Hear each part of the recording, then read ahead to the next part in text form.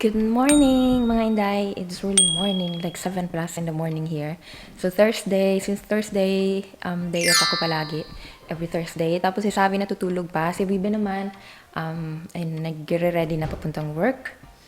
So, baka kinuha niya yung book, nasa kotse kasi. Yung pag-aaralan ko. You really didn't forget that. No, So, what time are you going home, love? Ja, ik was 7 uur af. Kasi guys, pupunta siya sa sister niya. So, hindi na lang ako sasama kasi malayo na from work. Tapos susunduin pa niya kami. Tapos punta kami sa kapatid niya. So, from work, diretso na lang siya. And, ayun. Saan ba si Dudong? Ayan si Dudong. Huh? Nagwa-warm up kasi antok pa daw siya, guys. Sobrang pagod. Ako nga, masakit pa yung ulo ko hanggang ngayon. Kagabi, sobrang sakit ng ulo ko, so natulog ako kaagad. So, supposed to be, i-upload ko sana yung video ko. Ngayon, yung last video ko kasi, ayun, para okay na, matry kong mag-daily. Kaya lang, hindi kaya, guys. Sobrang aga kasi namin. And 8:30 nag-start yung work ko hanggang 5, so sobrang pagod talaga ako. And si Wibe din pagod. Kasi may mga kinuha siyang gamit sa caravan, so nilagay namin. Tapos hinatid pa namin dito. Then after, sinundo namin si Savi. Tapos balik ulit dito. So, ganun kapagod yung namin kahapon. So, ayan, niremind niya ako na mag-study daw ako today. Ayan. Kasi napasabi siya talaga siya kahapon na sana daw matutunan akong mag-drive. So, syempre, step by step naman yun, di naman yun, So, ngayon, theory lang muna, tapos next, ayan, if makapasa, pwede nang Ayan. Thank you si Dudong.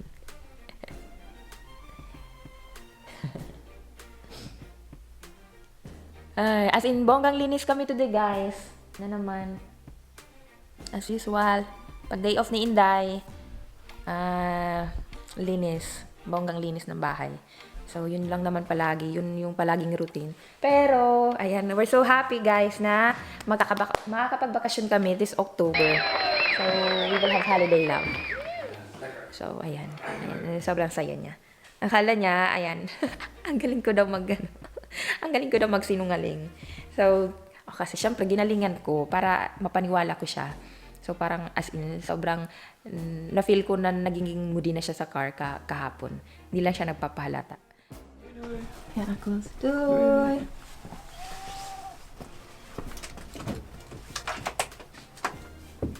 Medyo malamig na, guys. Sa labas. Ingat! Careful! Bye!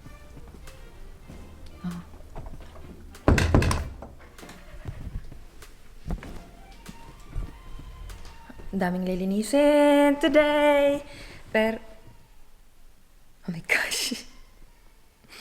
Nagising na si Bulilit. Kunin ko muna si Bulilit, guys, ha? Isay, hi! Nay? Oh, wala siya sa mood.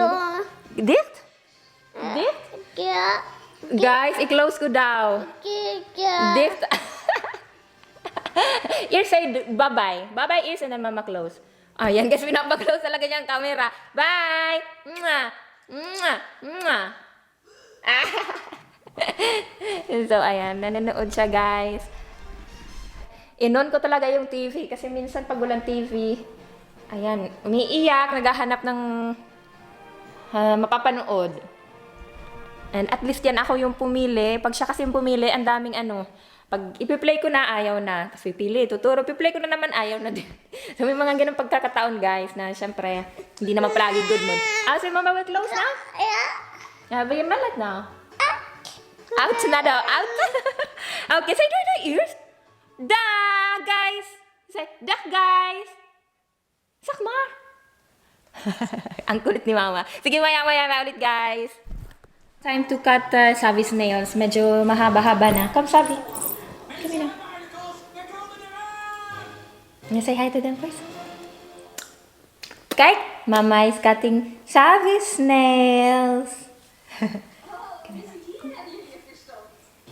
Ayan, very good to siya, guys. Pag sinabi kong mahaba na yung nails, need nang ikat. Ayan. Nagkikipag-cooperate naman to, si Bulilit. A few moments later. Good afternoon mga Inday, Dudong! We are back again. So, hindi na ako nag-video kanina guys kasi naglinis lang naman ako ng bahay. So, ayun, pareho lang tayo ng ginagawa. Naglilinis, basta nag-aayos-ayos ng kung ano-ano, naglalaba. Ayaw niyang na-video siya. Okay. Mama will just put it here, yeah? Ayan, nanonood lang siya guys sa YouTube. Kasi hindi ko alam ba't hindi dumadala yung YouTube dito sa TV namin. So, pinahiram ko sa kanya yung cellphone ko. And, what are you doing? Here? Yakin mo ba? Kung ano-ano na. Napunta na siya sa setting. Mamaya may tatawagan na naman to. Kagaya nung isang araw, may tinawagan siya. 2 tao. Oh my gosh. Ayan. Yay! So, ayan. Behave lang siya dyan. Tapos, sinasabi ko na yung kamay niya, yung daliri niya, wag niyang ilagay dun kasi 'di ba kung ano-ano yung napipindot sa napupunta sa ibang palabas. So ayan, sumusunod naman siya. Sabi, can you say hi to them? Sabi? Sabi? Say hi, guys! Suplado siya sa personal, guys. So, yun na nga, nag-aantay na lang kami kay Dudong. Sabi niya paano na lang daw siya, pabalik na siya. So, alam nyo ba guys, hindi ako nagluto. Kasi nga, tinanong ko siya kanina if magluluto ba ako ng dinner or hindi. Sabi niya wag na lang kasi nga pupunta sila sa sister niya. So, may party kasi nakapasa nga yung pamangkin niya. And yun yung akala niya. Yun pala pagpunta nila dun, drinks lang. So, kanina nung pabalik na siyang bahay, tumawag siya na if nagluto ba daw ako. Sabi ko hindi. Kasi, ano lang yung kinain ko, yung sobra kagabi. Bahaw? Anong Tagalog? Basta yung sobrang kanin kagabi. Kasi bahaw yan sa amin. Hindi ko alam anong Tagalog. So, yun yung kinain ko. And, syempre, ubus na. Ayan, si Sabi din, yun din. Kasi, di ba nagluto siya ng tahong kagabi. So, yun din yung inulam ko kanina, tsaka ni Savi. Ayun. Pero, ayan, sasamahan ko pa din naman siya kumain ng fries. So, ayan, maliit lang ako guys, pero okay naman akong kumain. So, ayan, problema na ng katawan ko yun, ba't hindi ako tumataba? Ayan, si Dudong Gamay.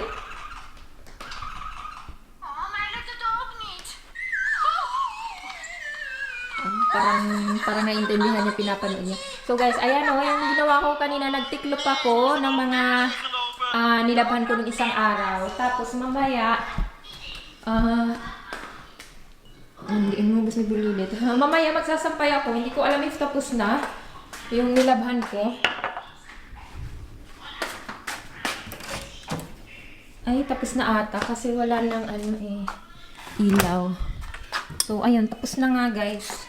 Sasampay ko na lang to. Ayan. Usually guys, yung sampayan namin nasa labas, kaya lang this week malamig sa labas. So kaya pinasok ko siya dito. So dito ko na lang siya isasampay. Gusto ko yung sabon na to guys. Ayan.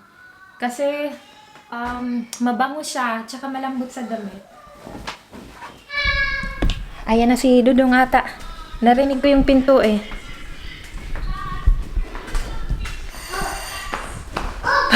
There is Papa. Wait. Love because Savi can already reach it, so I double lock it.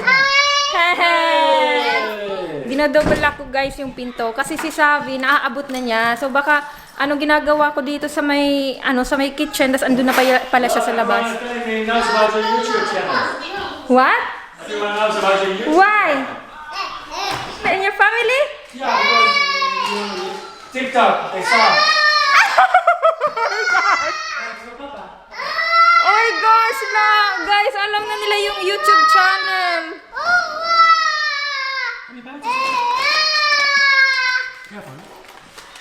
Alam na nila yung YouTube channel namin, ng family niya. Kasi diba, galing siya sa sister niya. Oh my gosh, love, I'm shocked. Why do they have TikTok also? Yeah, there's a TikTok and then you put there and link to the YouTube. Oh shit. And the worship.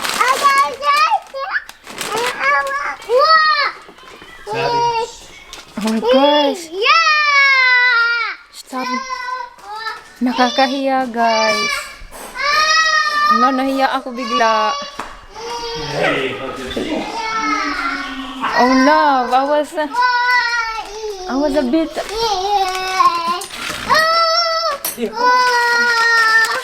He's just happy, love.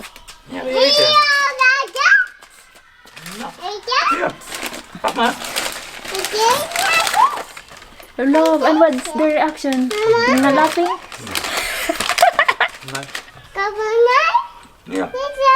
Ano, matay. Ang TikTok ko pa naman, mga linukulokong sayaw yun. Tsaka, alam mo yun, yung mga nag-impersonate na mga nakakatawa minsan. So yun yung TikTok ko. Who is doing TikTok? Maybe Jimira. And then you were shocked. No, not sorry. Where's that black? What? Yeah. Oh, I was, nanghina ako. Wait. Nanghina ako. Alam na ng family niya kasi sa TikTok daw. Siguro yung pamangkin niya may TikTok tapos nakita ako. Loka-loka pa naman ako dun. My gosh. A few moments later.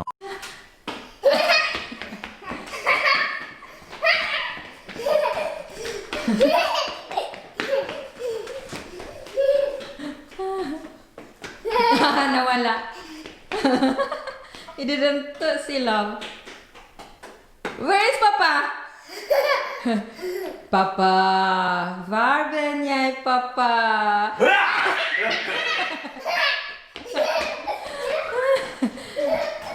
Ang dalawa na naman. So, ayan guys, ganyan talaga yan sila pag andito yung papa niya. Oh, where's Papa again? Hindi niya nakita.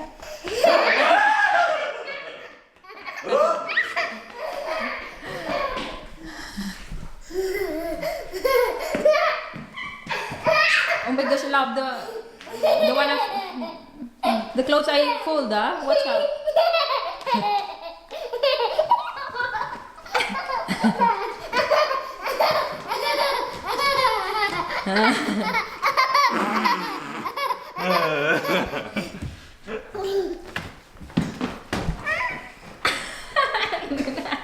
Hindi pa siya makatayo. Yung papa niya andun na nagtatago. So, ayun guys, yung mga ganap today. And, ayan, naglalaro pa rin yung dalawa. So, medyo natulala ako guys sa balita na, ayun na nga, alam na ng family niya na nag-vlog ako. Kasi nga dahil sa TikTok. And, yung nakakatawa is, baliw ako sa TikTok guys. Oh my gosh, tas yung mga sayaw-sayaw ko na mga pakembot-kembot. Charot. Nahiya ako bigla sa sarili ko. So, kasi 2,000 plus followers na kasi yung TikTok ko. Kaya siguro, medyo umano siya. Ayun, na-reach nila. Nag-pop up sa feed, news feed siguro nila. Yung TikTok ko. Tapos, nilagay ko kasi yung link ko ng YouTube doon. Kaya, doon nila na nalaman na nag-vlog ako.